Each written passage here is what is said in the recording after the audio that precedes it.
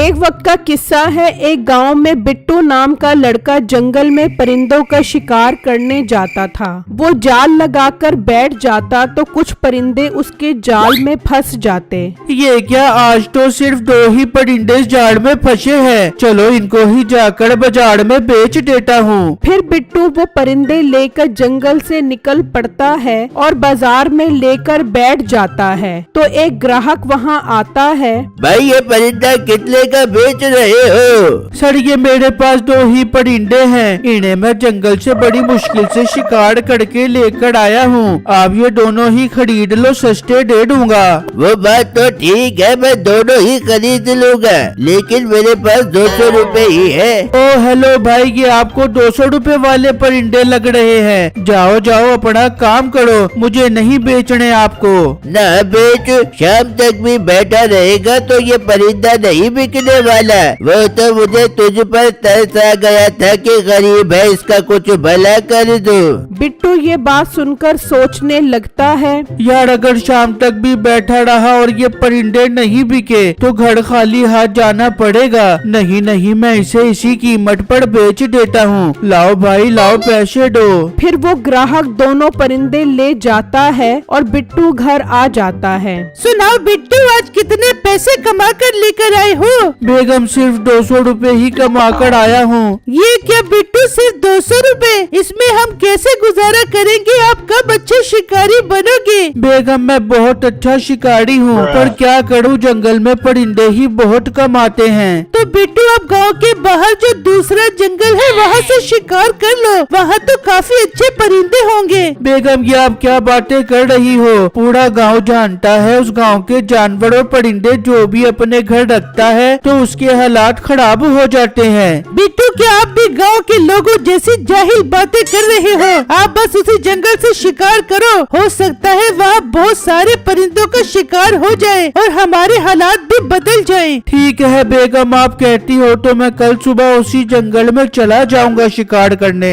फिर अगला दिन होता है और बिट्टू जंगल में आ जाता है और जाल लगाकर बैठ जाता है। तो एक कबूतर जाल में फंस जाता है। ये क्या, जाल में तो सिर्फ एक ही कबूतर फंसा है। मैं काम करता हूँ, थोड़ी देर और इंतजार करता हूँ, हो सकता है और परिंदे फंस जाएं। फिर बिट्टू वो कबूतर लेकर बैठ जाता है और इस तरह काफी देर हो जाती है। जब बिट्टू देखता है तो उसके जाल में कोई परिंदा नहीं फंसा होता है। मेरे अल्लाह, क्या मेरी किस्मत में इस जंगल में कोई भी शिकार नहीं लिखा। फिर बिट्टू उदास होकर वही कबूतर लेकर जंगल से निकल पड़ता है और बाजार बेचने आ जाता है। तो 2 बंदे उसके पास आते हैं। ओ भाई, क्या तू एक कबूतर की दुकान खोल कर बैठा हुआ है? भाई आज एक ही कबूतर का शिकार कर पाया हूँ मैं जंगल से। अरे सच सच बता, तू ये कबूतर कौन से जंगल से पकड़ कर लेकर आया है? भाई मैं झूठ नहीं बोलता,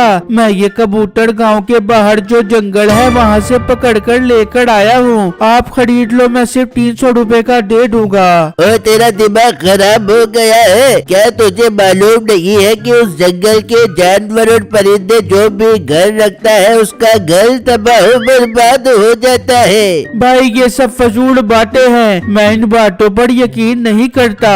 मोटे कहने लगता है, तू अकल का भी मोटा है। चल भाई निकल यहाँ से, हमने ये कबूतर नहीं लेना इससे। फिर वो दोनों बंदे वहाँ से चले जाते हैं। इस तरह शाम हो जाती है और बिट्टू का वो कबूतर नहीं बिकता। यार मेरा तो ये कबूतर नहीं बिका, अब खाली हाथ ही घर जाना पड़ेगा। मैं बेगम को क्या मुंह दिखाऊंगा कि आज कोई भी कमाई नहीं कर आया। खैर बिट्टू वो कबूतर लेकर घर आ जाता है और बीवी को सारी बातें बताता है। हाय बिट्टू, अब हम क्या करेंगे? अब तो खाने को भी कुछ नहीं है। बेगम मैं तो पूरी मेहनत करता हूँ, अब मैं क्या करूँ, हमारी किस्मत में यही सब कुछ लिखा है। हाँ बिट्टू, ये तो आप ठीक कह रहे हो। चलो फिर भूखे ही सो जाते हैं। जी बेगम, अब खाली पेट ही सोना पड़ेगा। आप जाकर सो जाओ, मैं ये कबूतर पिंजरे में रख कर आता हूँ। फिर बिट्टू वो कबूतर पिंजरे में रख देता है और वो दोनों सो जाते हैं। और फिर जब सुबह होती है तो उसकी बीवी दाना डालने पिंजरे के पास आती है तो देखकर हैरान रह जाती है कि कबूतर ने सुनहरी अंडा दिया होता है। बिट्टू बिट्टू जल्दी आओ, यहाँ आकर देखो।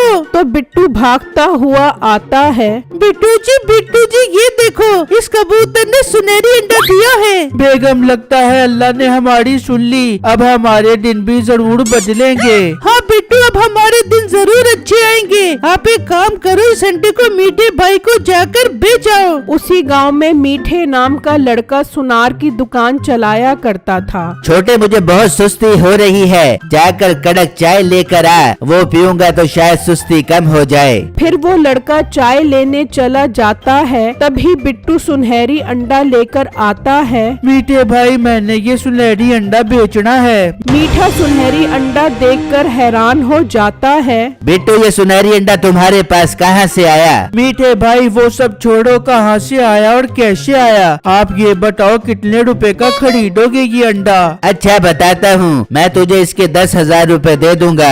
बिट्टू 10,000 का सुनकर खुश हो जाता है। ठीक है मीठे भाई 10,000 रुपए दे दो।